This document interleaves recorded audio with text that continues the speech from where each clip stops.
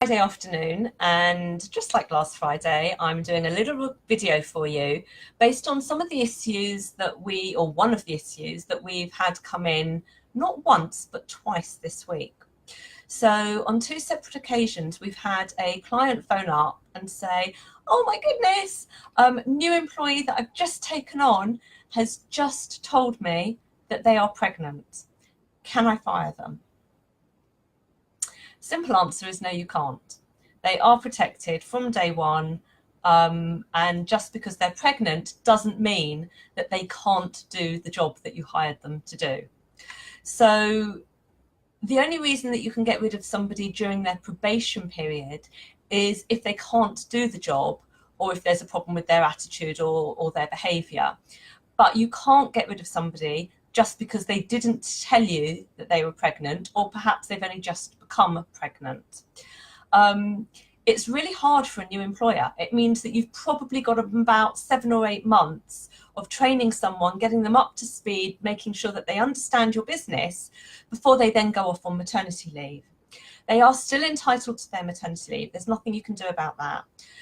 Depending on how far pregnant they are, how far down their pregnancy they are, depends whether or not you as the employer are going to have to pay them their maternity pay, or whether they're able to claim it from the state as a maternity allowance.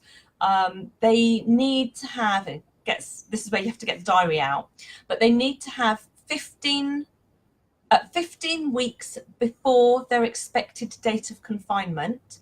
They need to have 26 weeks of service with you in order to be eligible for maternity pay with you.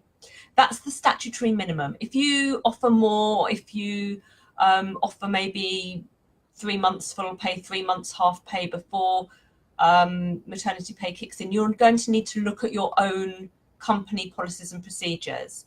But if you pay statutory, then the statutory rules are that an employee needs to have 26 weeks service before the 15th week before their due date. So you need to work it backwards.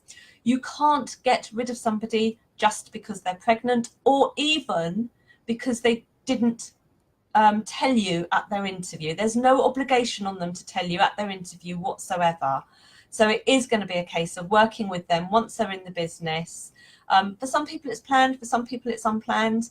For some people, they've been trying for years, not had any luck. They've suddenly found their dream job, they're happy, and that's when they become pregnant, when they stop worrying about the fact that they can't get pregnant. So there's lots of reasons why it happens. As I said, we've seen it 2 or 3 times in the last couple of weeks.